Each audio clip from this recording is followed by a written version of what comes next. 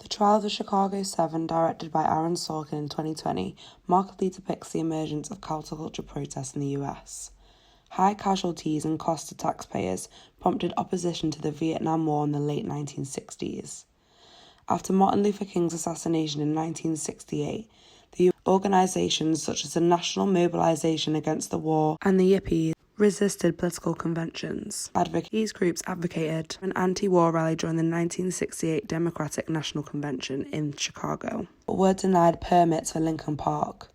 Despite their non-violent intentions, Mayor Daley of Chicago employed 11,900 police to the city, and those who remained in the park were met with violence. Sorkin's film depicts 8 defendants who were named the sole conspirators of the demonstration, as they were charged with conspiracy, crossing state lines with intent to create a disturbance. In the film, Judge Julius Hoffman effectively represents everything that was unjust at the time of the trial, as Sorkin presents his unjust treatment of the protesters and racist treatment of Bobby Seale. The defendants' use of comedy and theatre elevated the trial to a national level, as Abbie Hoffman made a mockery of the court. Although 5 out of 7 protesters were sentenced to 5 years in prison, Sorkin's film paints a triumphant ending. His use of a celebrity cast and streaming on Netflix promoted viewership of a protest that challenged capitalist US traditions. The timing of the film in September 2020 is important, as the climate was similar to 1968. The US faced not only a global pandemic but racial unrest, as seen by the beginning of the Black Lives Matter movement. Ultimately, this new type of protest emphasizes the ability of citizens in the US to effect their own change and the importance of the city as a stage to do so on.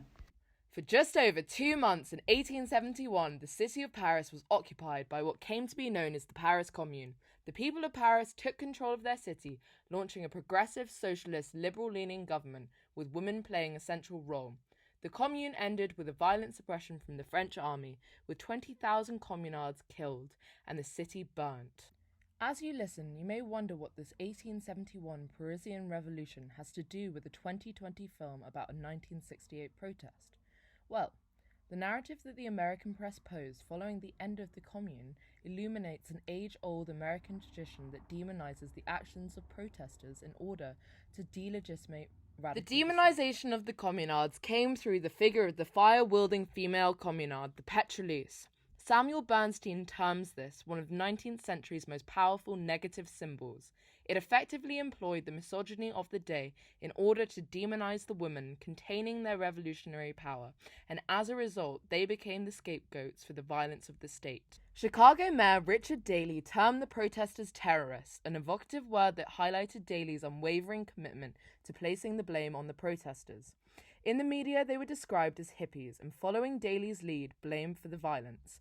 Hippies generally did not have a positive perception, with their anti-establishment stances being demonized as hedonistic and minimized as actions intended to anger square parents. The cultural resonance of this perception meant it was easy for Daley's administration and the press to blame the hippies. The extent to which this was felt is evidenced by the 56% of people feeling as though the violence against the protesters was justified. Like the figure of the Pétrolière, the figure of the hippie allowed for the demonization of protest. The 1968 Democratic National Convention riots that took place in Chicago are at first glance opposite to the Occupy Wall Street movement of the early 2010s. However, both events bear striking resemblances alongside their points of contrast. One such resemblance between the two is the reaction garnered by each movement. While official reports of the riots, such as the Walker Report, suggest that the protesters were mostly peaceful, members of Congress were fearful that it was an instance of communist insurrection, prompting then House Minority Leader Gerald Ford to call for charges under federal law.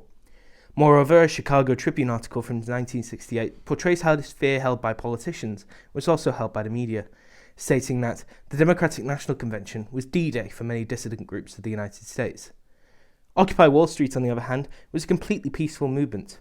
However, it garnered similar reactions to the 1968 DNC protests. The former Republican House Majority Leader Eric Cantor stated in 2011 that the Occupy movement was a harrowing example of growing mobs that represented Americans being pitted against their fellow countrymen. Where the 1968 DNC protests were primarily focused on an end to the Vietnam War, an aspect that Sorkin makes prevalent throughout the course of his film, the Occupy movement has been seen by scholars as having more than one aim.